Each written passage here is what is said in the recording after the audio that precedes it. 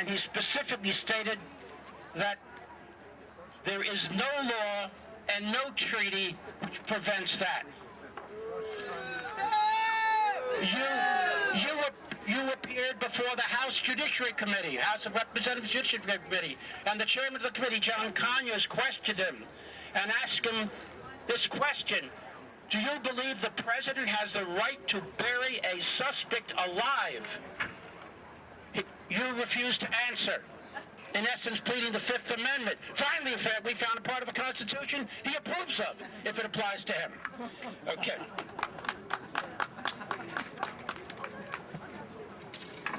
Is the Convention Against Torture and other cruel, inhuman, and degrading treatment or punishment. This is the whole document. The United States of America played a leading role in crafting that document. The United States, through its president, Ronald Reagan, signed that document. In a letter to the United States Senate, this is what Reagan said about that document. The United States, this is May 20th, 1988. The United States participated actively and effectively in the negotiation of the convention.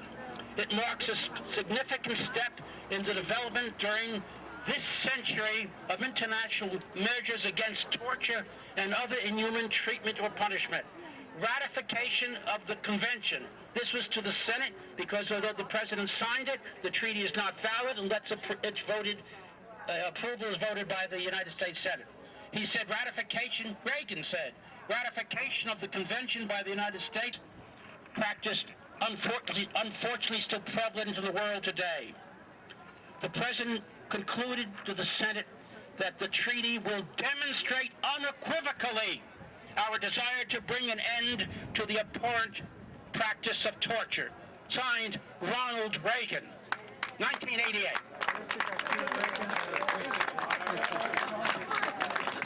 I want to tell you, I believe in the First Amendment. I spent 60 years as a lawyer so far fighting for it. And therefore, I believe that John Yoo should be allowed to speak over there. Although I must say, the last time I visited that room, there were only two people in it a little while ago, where he's speaking. The last time I was in that room, I was speaking with Paul Gaston, an honored professor of this university, and Julian Bond. And I think they're desecrating that room right now. But you has a right to speak there. And you has a right to be heard on campus. If the Bar Association met its responsibility, you would be invited here as a disbarred lawyer. If the Department of Justice met its responsibility, you, who is a war criminal in my view, would appear here by telephone from his cell in a federal penitentiary.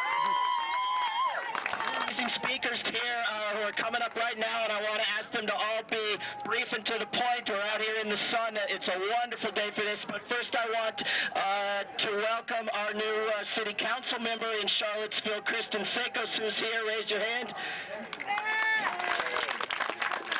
And our mayor, Dave Norris, I think should say a word of welcome to you all to this. I just want to say briefly, David asked me to keep this brief. Welcome to Charlottesville. Charlottesville is a city of peace.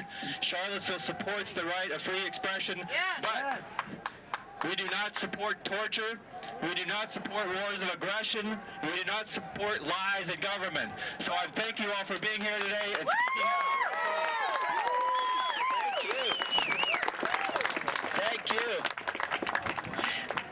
And I want to bring up here someone who spent 27 years in the CIA and gave presidential daily briefs and received the top honors from the CIA and gave them back in protest of torture.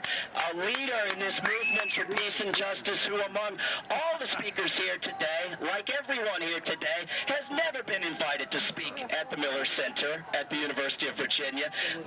Too good for that place. Please welcome Ray McGovern.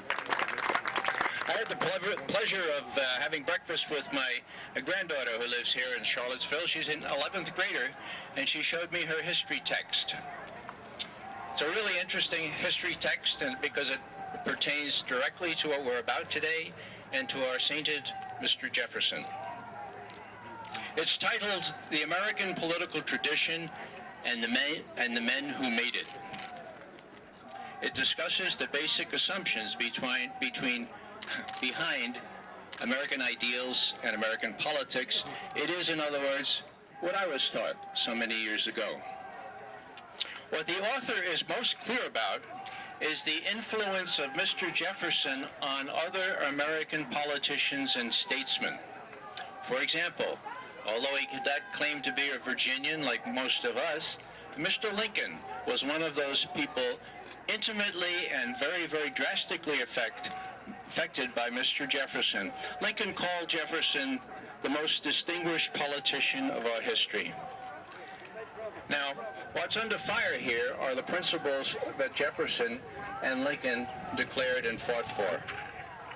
In Lincoln's eyes, the Declaration of Independence was what it had been to Jefferson, not merely a formal theory, but an instrument of democracy, freedom, and individual rights.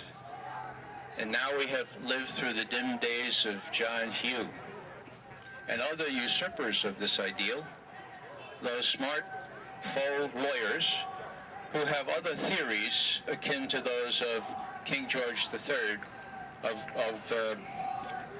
Britain.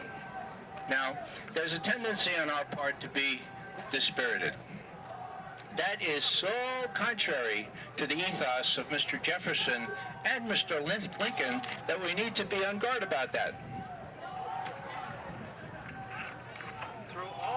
Through all of Jefferson's work, there runs a fresh underground stream of deep conviction that all will turn out well, that life will somehow assert itself, like streams of living water. Though widely read, I'm not sure that Mr. Jefferson included Julian of Norwich on his reading list.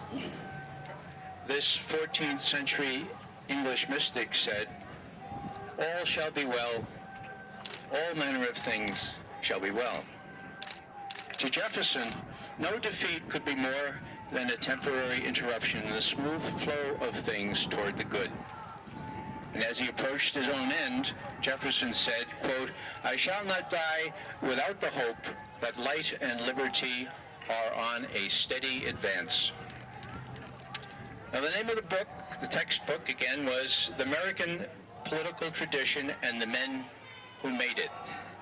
Today, right across the street here, we have one of the many men who has pledged to unmake it, to unmake our traditions, to unmake our Constitution, to unmake centuries of common law, starting with the Magna Carta.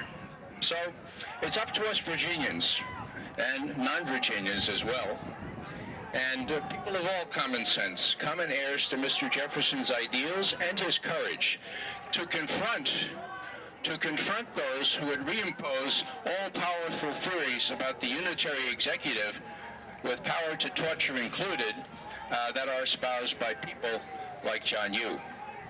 So it's up to us to keep hope alive, to really believe that all will be well, all manner of things shall be well, in the tradition of not only Julian of Norwich, but in the tradition of Mr. Jefferson of this grounds. Thank you very much.